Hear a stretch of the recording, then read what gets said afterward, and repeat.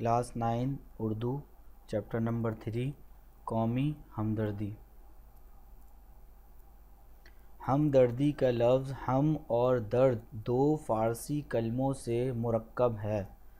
درد کے معنی دکھ اور تکلیف کے ہیں اور ہم کا لفظ اشتراک کے معنی دیتا ہے۔ پس ہمدردی کے لفظ سے دو یا کئی شخصوں کا دکھ اور تکلیف میں شریک ہونا ظاہر ہوتا ہے، خواہ ارادے سے ہو خواہ بے ارادہ۔ مگر آج کل کے استعمال میں ہمدردی سے وہ شرکت مراد لی جاتی ہے جو ارادے سے کی جائے۔ مثلاً ایک شخص بیمار ہے اور دوسرا رحم یا محبت سے اس کی دوا دارو کرتا ہے تو دوسرے کو پہلے کا ہمدرد کہیں گے۔ اگر یہ بات سچ ہے تو یہ ضرور ماننا پڑے گا کہ تمام انسان ایک دوسرے کی ہمدردی کے ذمہ دار ہیں اور ہر شخص مصیبت کی حالت میں اپنے ہم جنسوں سے مدد لینے کا استحقاق رکھتا ہے۔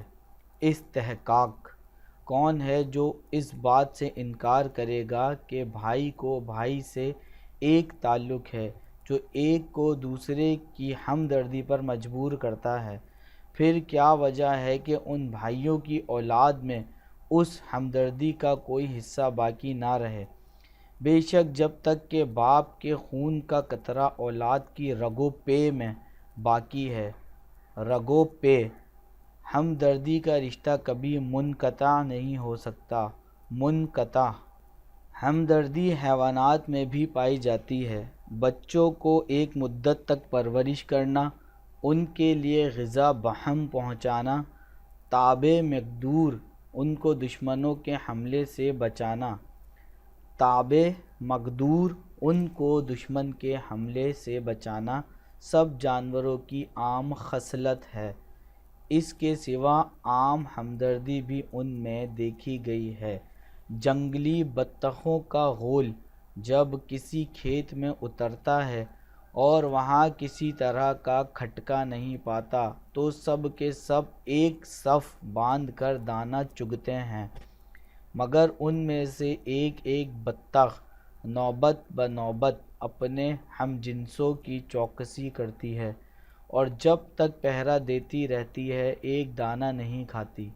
چیونٹا جب کہیں اناج کا ذخیرہ پاتا ہے تو کبھی تن پروری نہیں کرتا بلکہ اسی وقت اپنے ہم جنسوں کو خبر کر دیتا ہے اور تھوڑی سی دیر میں لاکھوں چیونٹیوں کو وہاں جمع کر دیتا ہے۔ اسی طرح اور مثالیں بھی پائی جاتی ہیں۔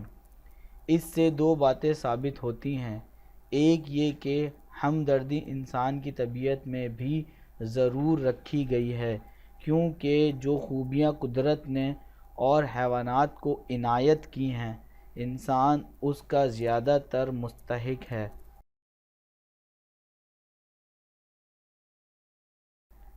دوسرے یہ کہ ہمدردی ایک قدرتی خاصیت ہے جو بغیر تعلیم اور اکتساب کے انسان کی طبیعت میں خود بخود جوش مارتی ہے، کیونکہ اگر ایسا نہ ہو تو اور حیوانات میں جو عقلی تعلیم سے بالکل محروم ہیں اس کا وجود ہرگز نہ پایا جاتا۔ ہمدردی انسان میں اس لیے پیدا کی گئی ہے کہ کارخانہ دنیا کا انتظام درہم برہم نہ ہونے پائے، کیونکہ انسان اپنی ضروریات میں ایک دوسرے کے محتاج ہیں۔ ایک کی گاڑی دوسرے کی مدد کے بغیر نہیں چل سکتی، پس اگر انسانوں میں ہمدردی نہ ہو تو یہ تمام کارخانہ درہم برہم ہو جائے۔ ہمارے ہم وطن بھی ہمدردی کی اصل سے بے خبر نہیں ہیں۔ کنویں بنوانے، پیاؤ بٹھانی، سبیل لگانی، محتاجوں کی خبر لینی، بیواؤں کی مدد کرنی، بیاہ شادیوں میں شریک ہو کر ایک دوسرے کا کام بٹوانا، بیمار کی عیادت، میت کی تعزیت اور اسی طرح اور بہت سی باتیں ہمارے ملک میں پائی جاتی ہیں۔ بعض اوقات یہ قدرتی خصلت جس کا نام ہمدردی ہے مشق اور تعلیم سے تمام قوم میں پھیل جاتی ہے اور اس کا اثر کسی قدر تیز ہو جاتا ہے۔ میونسپل کمیٹیاں جو سرکار نے جا بجا شہروں اور قصبوں میں قائم کی ہیں، اگر پورا اپنا فرض ادا کریں اور جس غرض کے لیے مقرر ہوئی ہیں اسی کو مد نظر رکھیں تو یہ بھی ہمدردی کے اچھے نمونے ہیں۔